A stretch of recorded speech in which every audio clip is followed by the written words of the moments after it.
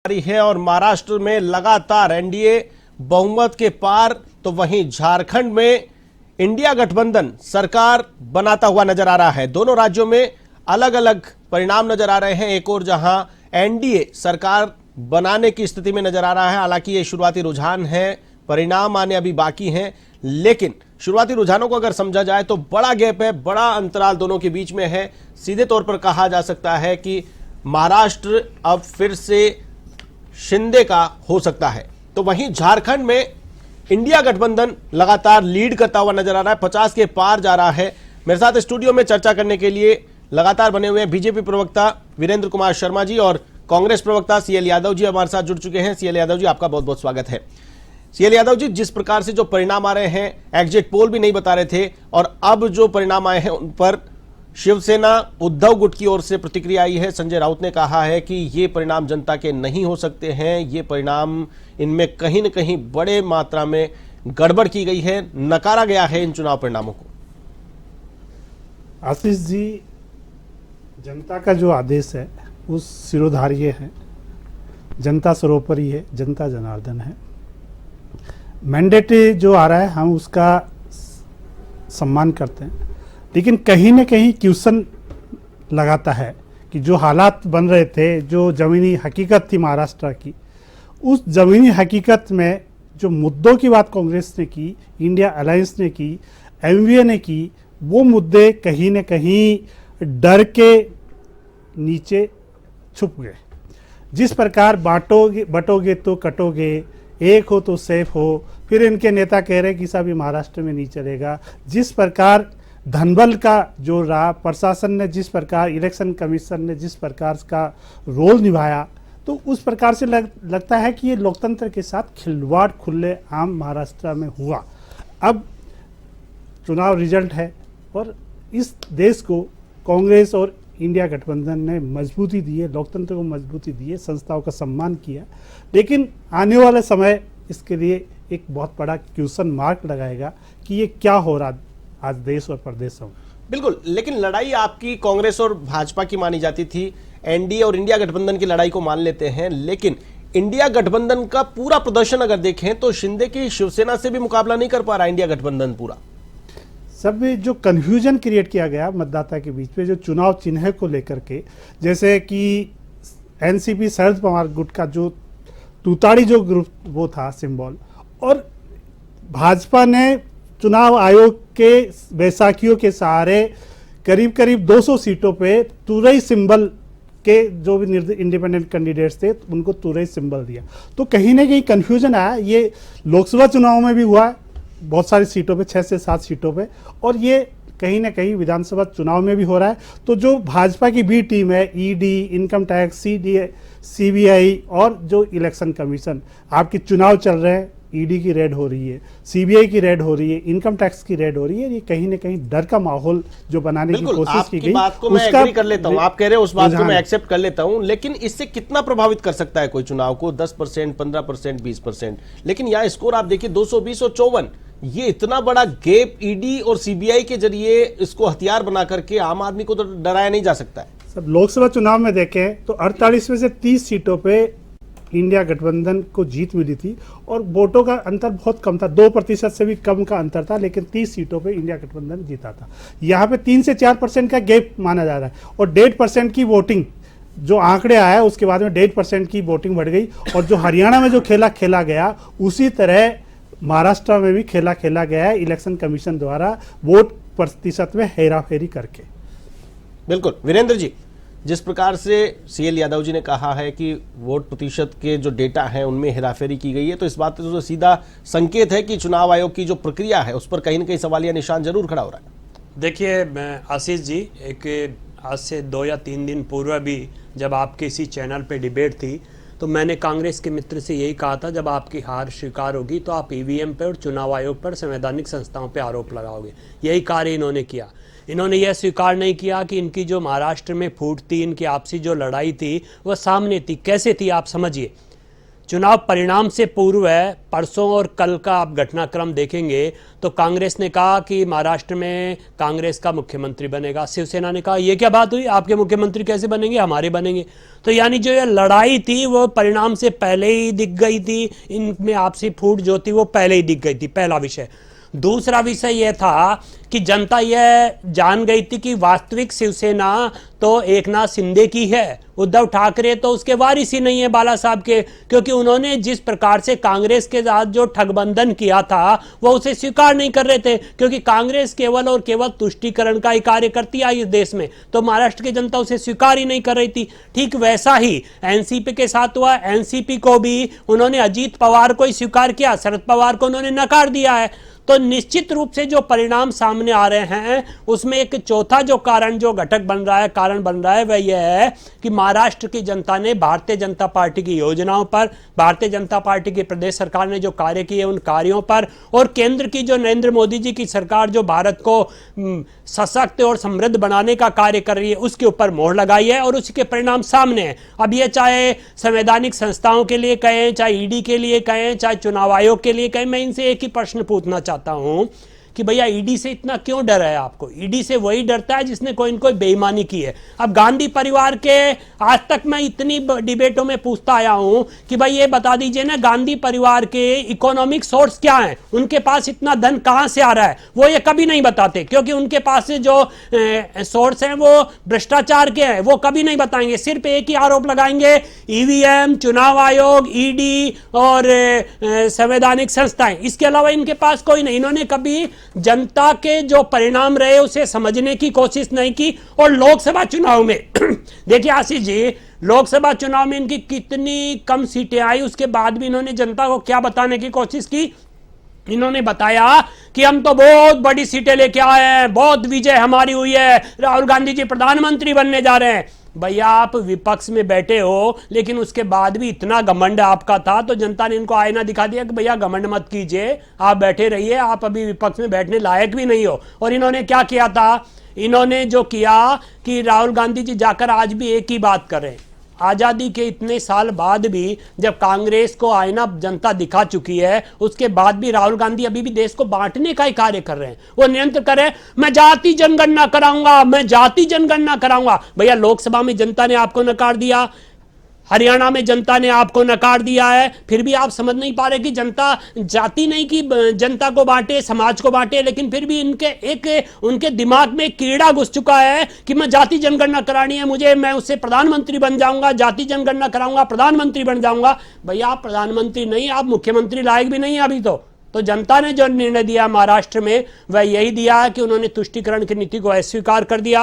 उन्होंने कहा हम एक हैं, हम बटेंगे नहीं। उन्होंने कहा एक हैं तो सेफ हैं। और इसके साथ महाराष्ट्र की जनता ने एक विषय को और स्वीकार किया है, और विषय यह है कि कांग्रेस कभी भी इस देश की रोटी, माटी और बेटी की रक्षा नहीं कर पाई। भारतीय जनता पार्टी की सरकार ने वह करके दिखाया है, और भारतीय जनता पार्टी की सरकार समाज को बांटने का नहीं, इस प्रदेश को, महाराष्ट्र को समृद्ध बनाने के लिए, महाराष्ट्र को आगे बढ़ाने के लिए कार्य कर रही है, और हम उसे भी आगे बढ़ाना चाहते हैं। हम एनसीपी के रूप में अजीत पवार को स्वीकार करते हैं, हम शिवसेना के रूप में एकनाथ शिंदे को स्वीकार करते हैं, बाकी सबको नकारते हैं, जिसका आईना दिखा दिया। और कांग्रेस, खासकर मैं मेरे कांग्रेस मित्र को समझाना चाहूंगा, अभी भी समझ जाइए, आपकी स्थिति चाहे महाराष्ट्र में देख लीजिए, चाहे झारखंड में देख लीजिए, राजस्थान में देख लीजिए। राजस्थान में तो मेरे मित्र उस दिन थे, तब भी मैंने इनको ही कहा था, ये भी थे उस दिन डिबेट में, तब भी मैंने इनको कहा था 4 सीटों पर आप तीसरे स्थान पर जा रहे हो, आपकी जमानत जब्त हो रही है, वही स्थिति यहां हो गई है। तो राजस्थान में भी इनको आईना दिखा रहे हैं, लेकिन अभी तक भी ये समझ नहीं पा रहे, सिर्फ एक ही राग है,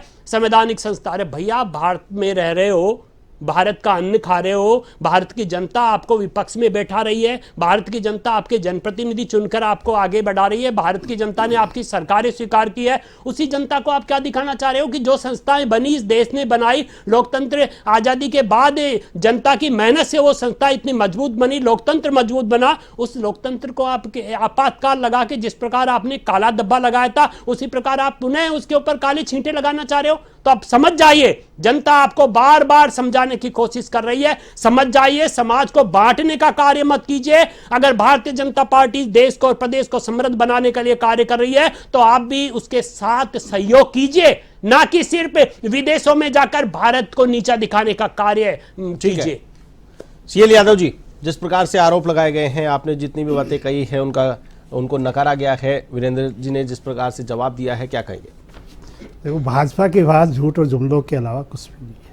इस देश और प्रदेश को बांटने का काम भाजपा ने किया। लेकिन ये झूठ समझा क्यों नहीं पा रहे, पब्लिक को क्यों नहीं समझा पा रहे? क्योंकि परिणामों में ये अगर झूठ है बीजेपी की तो इसको समझाना चाहिए और परिणामों में उसका रिजल्ट दिखना चाहिए। आशीष जी, मैं नहीं कह रहा कि प्रशासन पंगु है, मैं नहीं कह रहा प्रशासन पंगु है।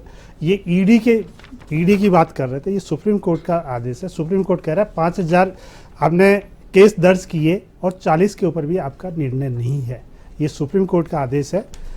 ईडी किसी दिन ये देखे कि कितने केस में दोष साबित हुए। 40 केस, 5000 पीएमएलए शिकायतों में से केवल 10 वर्षों में 40 केस हुए। क्या है ये? प्रशासन और संस्थानों को पंगु बनाया जा रहा है। ये मैं नहीं कह रहा, ये इनकी उपलब्धियां है।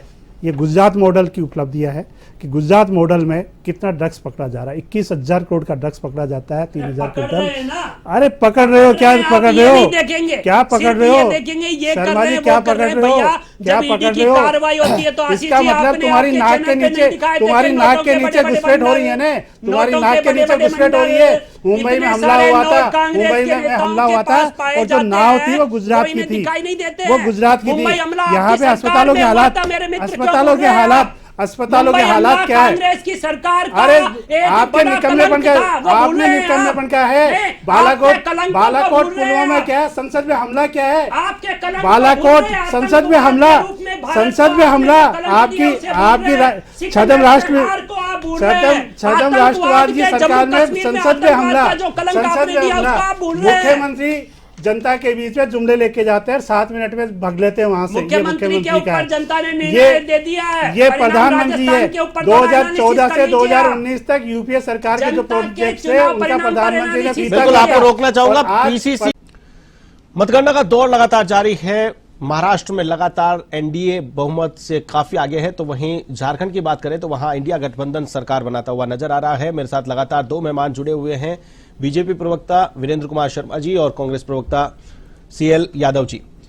सीएल यादव जी, जिस प्रकार से राजस्थान की अगर बात करें, देवली उनियारा का डेटा सामने आया है, 9 राउंड की काउंटिंग में 27,743 मतों से बीजेपी प्रत्याशी आगे है। और वहीं अगर बात करें कांग्रेस प्रत्याशी की, केसी मीना वहां पर तीसरे पायदान पे हैं और वो भी भारी भरकम अंतर से पीछे हैं। मात्र 13,190 मत उन्हें मिले हैं, जबकि बीजेपी के राजेंद्र गुर्जर को 52,000 मत मिले हैं। तो ऐसे में कहीं न कहीं नरेश मीना जो कि 24,000 वोट ले कर आ चुके हैं, लगभग डबल मत लेकर के आए हैं, तो क्या चूक हुई है? नरेश मीना को अंडर एस्टिमेट किया गया कांग्रेस की ओर से, जिसका नुकसान उठाना पड़ा? आशीष जी, जिस प्रकार से नरेश मीणा को वोट मिल रहे हैं और जिस प्रकार से वो लीड बनाए हुए हैं दूसरे नंबर पे, ये प्रदेश की भजनलाल सरकार के मुंह पे एक तमाचा है। जिस प्रकार उसने प्रशासन के ऊपर तमाचा मारा, ये तमाचा जो वोटों का है ये उसके सरकार के ऊपर तमाचा है। इसका मतलब भजनलाल सरकार ने एक ऐसे आदमी को प्रोटेक्शन किया और प्रशासन को उसका टारगेट बनाया। ये इनकी नाकामियों का है। और इनके मंत्री कहते हैं कि सब हमारे को पर्टिकुलर चुन के टारगेट बनाया गया। इनके कैबिनेट मंत्री कहते हैं चुन के टारगेट बनाया गया। इसका मतलब ये निकम्मापन है इन जो प्रदेश की जनता ने देखा है। स्लूमर हार रहे हैं इनकी प्रदेश में सरकार होते हुए। तीसरे स्थान पर। अरे शर्मा जी सुनिए, बौखलाइए मत। इनकी सरकार होते हैं, ट्रिपल इंजन की सरकार होते हैं। स्लूमबर में जो हालात है, जो स्लूमबर में इनके जो हालात बन रहे हैं वो बड़े दयनीय है। भाजपा के हम विपक्ष में हैं, लेकिन फिर भी हम 2 सीटों पे परफॉर्म कर रहे हैं। 4 सीटें हमारी थी, लेकिन इनकी ट्रिपल इंजन की सरकार होते हुए ये कह रहे 11 महीने में हमने इस प्रदेश को सुशासन दिया, फिर भी जो स्लूमबर में इनके हालात बन रहे हैं वो दयनीय है। और इनको सोचना चाहिए कि 11 महीने में इस प्रदेश के किसानों के साथ, इस प्रदेश के महिलाओं के साथ, इस प्रदेश के युवाओं के साथ और आम जन के साथ और वर्ग जनों के साथ क्या खिलवाड़ किया है, उसका जवाब देना पड़ेगा। और कांग्रेस पार्टी एक सकारात्मक विपक्ष के नाते इनको आईना दिखाती रहेगी और जन इनसे सवाल पूछते रहेगी। आशीष जी, मेरे हिसाब से आईना कांग्रेस को देख लेना चाहिए। क्योंकि जनता ने तो आईना दिखा दिया, जनता ने तो इनको तीसरे नंबर पे बिठा दिया, जमानत जब्त करा दी, फिर भी ये नहीं समझना चाह रहे। फिर भी यदि भाजपा के प्रवक्ता अपनी वैचारिक बकलोली स्थिति करें को तो मजबूत कीजिए। ये खबर उनके लिए है। ये खबरें देखते अन्नदाता रह को जाओगे खून के आप। आंसू रुला रही है परिणाम डीएपी। तो जनता ये का माना जाएगा, ये जनता ने परिणाम वादा दे दिया करके है। आए थे कि गेहूं पे एमएसपी देंगे, बाद में एमएसपी की खरीद दे करेंगे, दिए, और अब कह रहे हैं बाद में 1400 करोड़ दे दिए। रुपए नहीं है, क्योंकि हमारी आपकी ट्रबल इंजन सरकार की सरकार तरह हमारे को हरियाणा पैसा नहीं नहीं दे जाना रही पड़ेगा है। किसानों ये को बाजरा निकम्मापन बेचने। है, ये नकारापन है, और ये प्रदेश की जनता देख रही है। ठीक है, दबाव में बहकावे में आकर के ये इनको जिता दे 3 सीटें, लेकिन ये इनके आईना दिखा रही है इस प्रदेश की जनता, जो कह रहे थे 7 सीटें जीतेंगे, 7 सीटों के ऊपर इनको आईना दिखा रही है। ठीक है, रुक कर लेते हैं इस वक्त की बड़ी खबर की ओर। महाराष्ट्र में मीटिंग बुलाई गई है। महाराष्ट्र में महायुति गठबंधन के विधायकों को बुला लिया गया है और अब मीटिंग में तय किया जाएगा कि मुख्यमंत्री कौन होगा। और ये एक बड़ा चैलेंज, महाराष्ट्र में मुख्यमंत्री का चेहरा कौन होगा, इस बात को लेकर कयास लगाए जा रहे थे कि चुनाव परिणाम आने के बाद में बीजेपी का रुख क्या होगा, ये देखना काफी रोचक होगा। सीएल यादव जी, महाराष्ट्र में जिस प्रकार से बहुमत के करीब पहुंच रहे हैं, बहुमत से आगे ही पहुंच चुके हैं और अभी परिणाम आने हालांकि बाकी हैं, शुरुआती रुझान है, लेकिन शुरुआती रुझानों में लगातार 200 के पार ये आंकड़ा एनडीए ने बनाया है। तो सरकार बनाने की कवायद भी शुरू कर ली गई है, जिस प्रकार से बैठक बुलाई गई है। तो ऐसे में अब सबसे बड़ा चैलेंज ये रहेगा कि मुख्यमंत्री कौन होगा।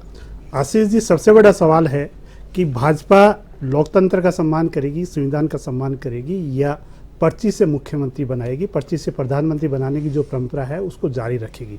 आपने देखा होगा लोकसभा चुनाव के बाद में बीजेपी पार्लियामेंट्री बोर्ड की मीटिंग नहीं हुई, क्योंकि प्रधानमंत्री को, नरेंद्र मोदी जी को पता था कि मैं प्रधानमंत्री नहीं बनूंगा यदि बीजेपी पार्लियामेंट्री बोर्ड की बैठक होगी। तो उन्होंने अपने आप को थोपा बीजेपी के ऊपर, इस देश के ऊपर एज ए प्रधानमंत्री, और सीधा उन्होंने एनडीए की बैठक बुलाई और उसमें सिर्फ समर्थन पत्र लिया। राजस्थान में नग्गा नाच देखा है, विधायक सोच रहे थे कि हमारे से भी राय जानी जाएगी, लेकिन एक पर्ची आती है लिफाफे में और पर्ची फटी जाती है, ये मुख्यमंत्री होगा। तो उम्मीद करते हैं कि ऐसा नग्गा नाच महाराष्ट्र में नहीं होगा। जो चुने हुए विधायक है उनकी सुनी जाएगी, उनके हिसाब से मुखिया चुना जाएगा। लेकिन उम्मीद नहीं है, क्योंकि भाजपा का काम, आरएसएस का काम इस लोकतंत्र को कुचलने का है, जो कुचलती आ रही है पिछले 10 साल से। आप कहते हैं कि इन्होंने नकली जज 1000 करोड़ रुपए की प्रॉपर्टी, ये इनके महाराष्ट्र में गुजरात मॉडल का नमूना है, ये गुजरात मॉडल का नमूना है, जो इन्होंने सुशासन दिया है। नकली जज तक बन गए, नकली अस्पताल तक बन गए, और ये बात करते हैं सुशासन की, विकास की, विजन की, जहां पे एक मुख्यमंत्री मेडिकल स्टोर का उद्घाटन कर रहा है, एक प्रधानमंत्री मेडिकल स्टोर का उद्घाटन कर रहा है। ये इनका विकास है, ये इनका विजन है, ये इनका सुशासन है। आपने पर्ची की बात की, लेकिन महाराष्ट्र में देखा जाए तो सबसे बड़ी पार्टी होने के बावजूद भी अपनी पार्टी के नेता को, मुख्यमंत्री को उन्होंने डिप्टी सीएम बनाया और शिंदे को मुख्यमंत्री का पद ऑफर किया। तो ऐसे में अब क्या उम्मीद है, क्या शिंदे को फिर से मुख्यमंत्री बनाया जाएगा ये, या फिर बीजेपी अपना चेहरा वहां पर रखने वाली है? सब जिस प्रकार चुनाव में धनबल चला, उसी प्रकार मुख्यमंत्री में धनबल चलेगा। जब शिवसेना को तोड़ा गया 50 खोके ओके, जब एनसीपी को तोड़ा गया 50 खोके ओके, तो बीजेपी का चाल चरित्र इस देश से देखा है, और कहीं न कहीं ये इस लोकतंत्र के साथ खिलवाड़ है। जो भी मैंडेट आ रहा है इस लोकतंत्र के साथ खिलवाड़ है, और बाकी तो देश की जनता समझदार है, वो आगे फैसले करती रहेगी। वीरेंद्र जी, देखिए, मैंडेट के ऊपर सवाल उठाकर इन्होंने जनता के ऊपर सवाल उठा दिया, और जनता वही है जो 10 साल से नहीं 15। तो झुंझुनू की तस्वीरें आपने देखी। मेरे साथ लगातार चर्चा करने के लिए स्टूडियो में मौजूद हैं वीरेंद्र जी और सीएल यादव जी। सीएल यादव जी, झुंझुनू में जश्न मनाया जा रहा है, बीजेपी ने जीत मान ली है, झुंझुनू सीट को लेकर ढोल नगाड़े बज रहे हैं, नाच रहे गा रहे हैं, बीजेपी की ओर से जश्न मनाया जा रहा है। देखो, जो जीतेगा वो जश्न मनाए, और ये जनता के जनमत का सम्मान है कि ठीक। लेकिन वहां राजेंद्र भांबू जो पिछले चुनाव में बीजेपी से बगावत करके चुनावी मैदान में गए थे और उससे बीजेपी को नुकसान हुआ था, बीजेपी ने अपनी भूल को, अपनी गलती को सुधारा, राजेंद्र भांबू को प्रत्याशी बनाया, उसका बेनिफिट यहां पर मिलता हुआ नजर आ रहा है। तो यही सेम केस आपको देवली उनियारा में नजर नहीं आ रहा कि नरेश मीणा बागी होकर के चुनाव लड़ रहे थे और उस कारण कांग्रेस को तीसरे पायदान पे जाना पड़ा, और ऐसा प्रत्याशी आपने चुनावी मैदान में उतारा जो डायरेक्ट फाइट भी नहीं कर पा रहा है? देखिए, सब ये हमारे आलाकमान और पार्टी पदाधिकारियों का फैसला है कि क्या हुआ, किसको कैंडिडेट बनाना है, और जो भी फीडबैक के बेस के ऊपर जो उतारा वो उतारा। लेकिन भामू जी के सामने जिस प्रकार से बीजेपी के तमाम नेताओं ने अपने आप को सरेंडर किया, वो एक बड़ा शर्मनाक है इस लोकतंत्र में। सबको चुनाव लड़ने का अधिकार है, लेकिन जिस प्रकार बीजेपी कहती है कि विश्व की सबसे बड़ी पार्टी, हम एथिकल पार्टी है, हम बहुत कुछ है, संस्कारों की पार्टी है, लेकिन संस्कार इनके दिखते हैं।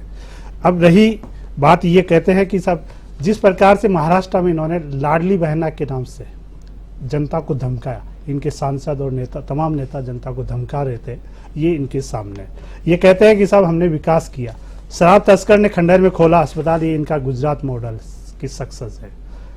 8,000 करोड़पति दूसरे देशों में जा रहे हैं, ये इनका विकास है, ये मोदी जी की नीतियां हैं। तो तमाम जुमले, झूठ और फ्रेब। और क्या होता है कि जब वो मदारी ढोल बजाता है उसके सामने ज्यादा भीड़ होती है, तो लगता है कि यार मदारी के पास, और जब आप किसी को ज्ञान की बातें करते हो, अच्छी बात शिक्षा की बातें करते हो, वहां पे नहीं है। लेकिन देर सवेर देश की जनता को समझ में आएगा, प्रदेश की जनता को समझ में आया कि किसने ठगा, किसने लूटा, और किसने हमारे को गुमराह किया, और किसने हमारे को बांटा।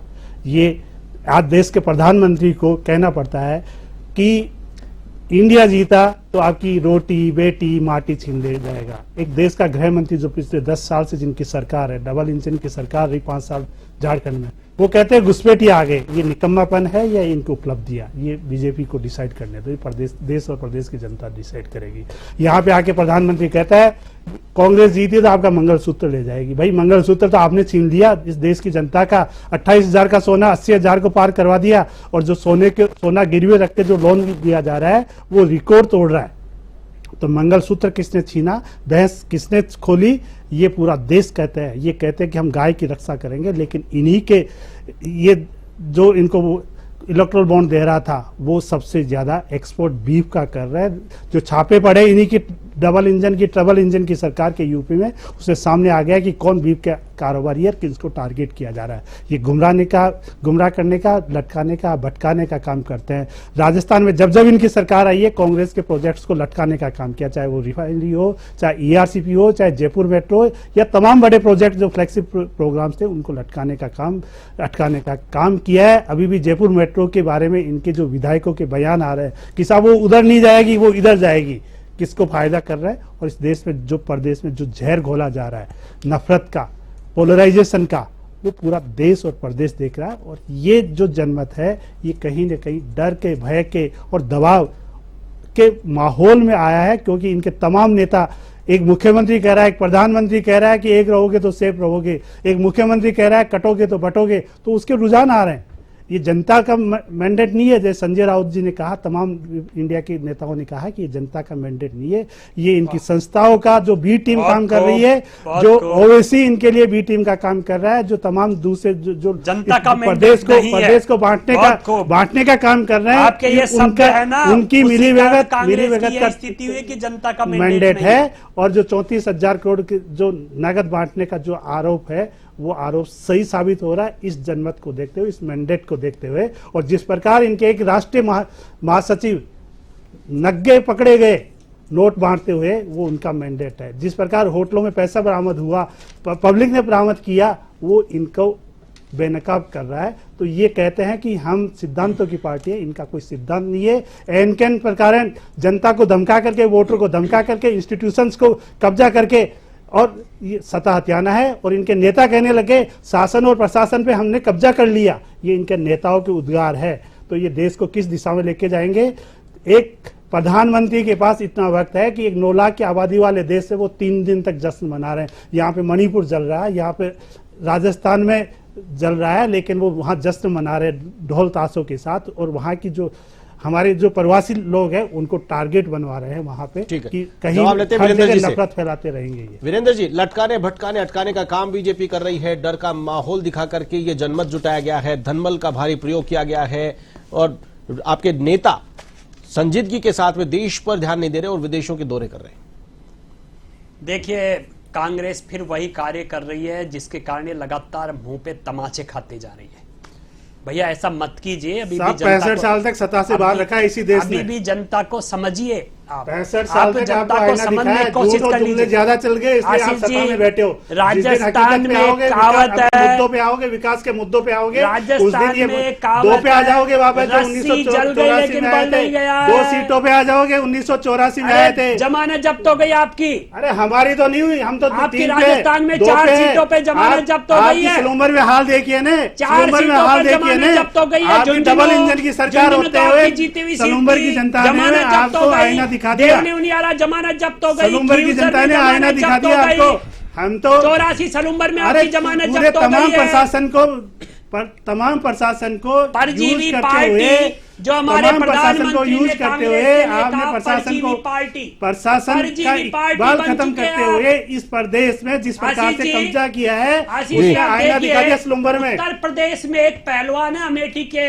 राहुल, अमेठी के एक पहलवान है राहुल, वो 37 कुश्तियां हार चुके, लेकिन अभी भी कह रहे मैं पहलवान हूं, मैं अरे वो जीतता हूं। इमरती ईरानी कहाँ है? पिछले 6 महीने से उसके अते पते नहीं इमरती के अते पते नहीं है। प्रधानमंत्री कहाँ है? प्रधानमंत्री कहाँ है? प्रधानमंत्री कहाँ है? पिछले 7 दिन से मणिपुर चल रहा है और प्रधानमंत्री देश के गायब है। वो यूक्रेन का युद्ध रुकवा रहे हैं, गाजा और इजराइल का युद्ध रुकवा रहे हैं, लेकिन अरे हम कितने आ रहे हैं? अपने आईने में देखो ने, 2 सीटों पे आ गए, 2 सीटों से 2 सीटों तक गिर चुके। बौद्धिक स्तर आपका बिल्कुल गिर चुका। महाराष्ट्र में आपकी वो तो जिनके दिमाग में गोबर घुसा हुआ है उनसे पूछे कितना गिरा हुआ है बौद्धिक स्तर। गोबर गौमूत्र की बात करने वाले बौद्धिक स्तर की बात कर रहे हैं। इस देश को गोबर और गौमूत्र के हवाले करने वाले बौद्धिक स्तर की बात कर रहे हैं। उत्तर प्रदेश में 0। जो कहते हैं गोबर और गौमूत्र से ये हो जाएगा, ये आपको समृद्धि मिलेगी, जो बौद्धिक स्तर की बातें कर रहे हैं। स्थिति हुई है ये कांग्रेस की स्थिति इसी कारण हो रही है। महाराष्ट्र में आप मुखी खा चुके। अरे भाई हम गोबर और गौमूत्र का ध्यान नहीं देते। बिल्कुल। भाजपा आरएसएस देती है गोबर और गौमूत्र। वीरेंद्र जी, सीएलजी में एक बार रोकना चाहूंगा, बड़ी खबर आ रही है, बड़ी खबर का रुख कर लेते हैं। इस वक्त की बड़ी खबर मुंबई से फडणवीस के घर पीयूष गोयल पहुंचे हैं। इस वक्त की बड़ी खबर, अजीत पवार के घर प्रफुल्ल पटेल पहुंचे हैं। मुंबई से इस वक्त की बड़ी खबर, फडणवीस के घर पीयूष गोयल पहुंचे हैं। राजनीतिक गलियारों में चर्चा का विषय, अजीत पवार के घर प्रफुल्ल पटेल पहुंच गए हैं। सरकार बनाने की कवायद शुरू कर दी गई है। एनडीए बहुमत के पार पहुंच गया है। हालांकि शुरुआती रुझान परिणाम में कन्वर्ट होना बाकी है, लेकिन जिस प्रकार से रुझान है उन रुझानों को देखते हुए सरकार बनाने की तैयारियां शुरू कर दी गई हैं। फडणवीस के घर पीयूष गोयल का पहुंचना, अजीत पवार के घर प्रफुल्ल पटेल का पहुंचना, तैयारियां तेज।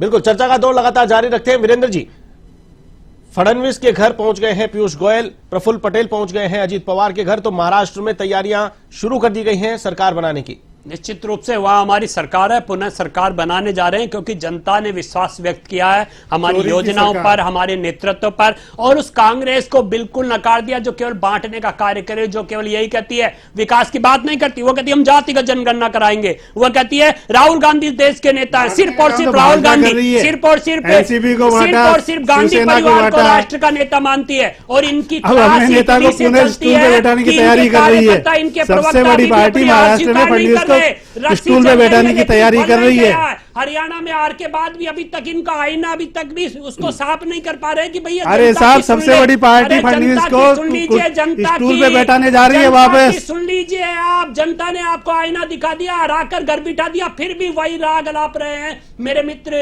आप समझदार हैं, लोकतंत्र में हार जीत चलती रहती है। राहुल गांधी जी तक अपना मैसेज पहुंचाइए कि अब नेतृत्व छोड़िए और जनता के बीच काम कीजिए। समाज को बांटने से काम नहीं चलेगा। राजस्थान की जनता, अरे आपने हिम्मत है तो प्रदेश की जनता बिना पर्ची के मुख्यमंत्री बना के देखिएगा ने, आपने हिम्मत है तो बिना पर्ची के मुख्यमंत्री बना के देखिएगा विधायकों की बैठक में। पार्टी के कार्यों पर मोहर लगा दी है, और कांग्रेस को विपक्ष का भी चेहरा समझना उचित नहीं समझा यहाँ की जनता ने। बांटने की राजनीति पे मोहर लगी है, बांटने की राजनीति में मोहर लगी है, धनबल पे मोहर लगी है, बाहुबल पे मोहर लगी है, जनता को धमकाने की बातों पे मोहर लगी है। इसके अलावा जनमत पे मोहर नहीं लगी है। लोकतंत्र को कुचला जा रहा है महाराष्ट्र में। पवार और सुप्रिया सुले के अरे फर्जी है, वो तो आपने स्वीकार कर लिया। फर्जी वीडियो चला रहे हो तुम चुनाव से पहले, फर्जी, आपके ऊपर अरे तावड़े को करो ने बाहर, आरोप अरे लगाए, तावड़े को करो ने बाहर, कोर्ट में इतने ही गए, ईमानदार हो, कोर्ट में गए, इतने ही 10,000 करोड़ का आरोप इतने ही आपके ऊपर दूध के लग दूल्हे हो तो चुका, तावड़े को बाहर 10,000 करो ने, मानहानि का तावड़े आरोप। को बाहर करो, तावड़े को जिसको मानहानि का रंगे आरोप हाथों आपके पकड़ा गया। नेता पे लगाए, मानहानि का आरोप सुप्रीम कोर्ट में जाइएगा अब। अरे अब बहुत लगे बताइएगा हैं, जनता को बहुत कितना लगे झूठ बोला है आपने। मानहानि के केस तो बहुत लगे हैं, बहुत लगे हैं, क्योंकि हाँ। आपने काम ही ऐसे किए हैं। बहुत लगे हैं। काम ही ऐसे किए हैं तो लगेंगे ही। आपके- जिन्होंने सुप्रीम कोर्ट इनके कोर्ट को स्वयं के गिरवी रख गांधी दिया, वो कह रहे परिवार हैं कि के मानहानि कितने का केस सदस्य है। बेल पे हैं? आशीष जी बताइए अपने चैनल पे, इनके नेता बेल पे क्यों हैं, बताइए ना।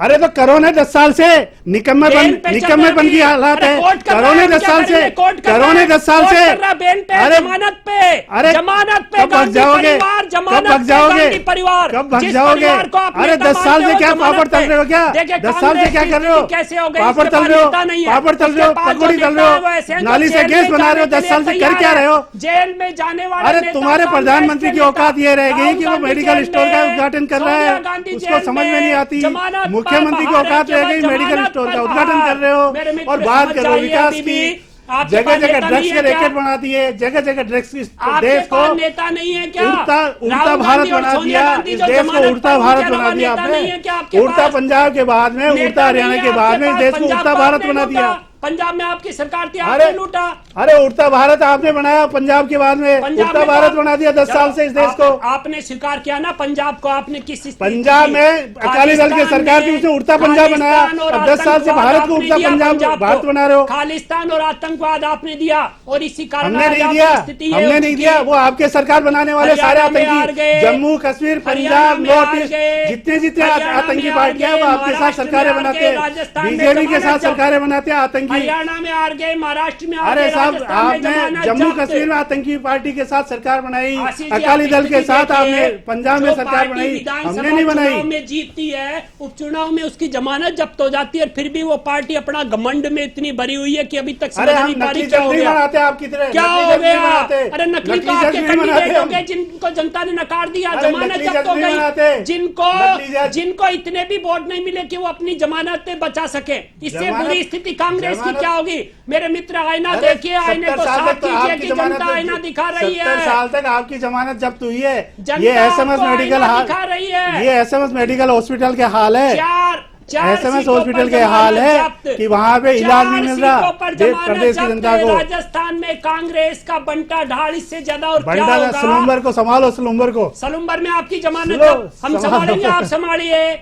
चलिए देवली उनियारा में संभालिए जमानत जब्त, खींवसर में संभालिए जमानत जब्त, गोविंद सिंह डोटासरा का वो दुपट्टा उठ गया कहीं पे, उसके साथ जमानत जब्त हो गई। जहां जहां उन्होंने अपना वो दुपट्टा उठाया उड़ाया, वहां वहां इनकी गोविंद जमानत सिंह जब्त जी हो गई। डोटासरा बहुत का अच्छा। दुपट्टा संभालने के लिए डोटासरा जी, कांग्रेस के झुंझुनू, नेता और कार्यकर्ता डोटासरा मौजूद जी, है, खींवसर, आपको टेंशन लेने की जरूरत नहीं डोटासरा जी, देवली है। उनियारा, अरे गोविंद सिंह डोटासरा जी के सलूम्बर दुपट्टे में तो को बहुत पहुंचा दम ही है, नहीं। उनको आपके पहले ही दुपट्टे पता में था दम नहीं जमानत जब्त होगी। है, आपके दुपट्टे में दम नहीं है, इकरंग पे दुपट्टे आगे। में दमक दबी अरे लगा नहीं रहा है, देखिए, नहीं लगा है। रहा है। अरे हर अरे तरफ कमाल ही हमारी- कमाल खिल अरे रहा है। कांग्रेस की नकल करते रहो महाराष्ट्र 70 से साल से, सफाया, 75 साल से कांग्रेस की राजस्थान नकल से किया कांग्रेस आपने। की जमानत जब्त, कांग्रेस की दुपट्टा नकल करते भारतीय आए हो। जनता पार्टी का लहरा रहा है मेरे 14 मित्र। से 19 तक कमाल, प्रधानमंत्री कांग्रेस के कमाल, प्रोजेक्ट की कमाल हरी खिल रहा झंडी है। दिखाते रहे, अब एक चलिए। जेल की हरी झंडी दिखाने में आ गए, मेडिकल सेंटर की हरी ठीक झंडी है। दिखाने में आ गए प्रधानमंत्री। चलिए, आप तो वह जितने- भी दिखाने लायक नहीं रहे। बिल्कुल, आपकी ये- तो जमानत जब्त हो गई, आप तो वह भी दिखाने आए, आप बिल्कुल। तो जनता को शकल दिखाने लायक नहीं रहे। आपकी तो ठीक है। कांग्रेस का जो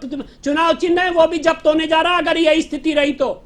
चलिए, जो जनादेश है उस जनादेश को स्वीकार करना होगा। फिलहाल शुरुआती रुझान है, इन रुझानों को परिणामों में अभी तब्दील होना है, लेकिन देखना यह दिलचस्प है कि महाराष्ट्र का स्कोर जिस प्रकार से एग्जिट पोलों ने जिस प्रकार की घोषणा की थी उसको बिल्कुल उलट कर दिया और उसके उलट ये परिणाम आए हैं। हालांकि झारखंड की बात करें तो झारखंड में जिस प्रकार के परिणाम आए थे, कांटे की टक्कर बताई जा रही थी, लेकिन वहां भी इंडिया गठबंधन स्पष्ट रूप से बहुमत के साथ में सरकार बनाता हुआ नजर आ रहा है।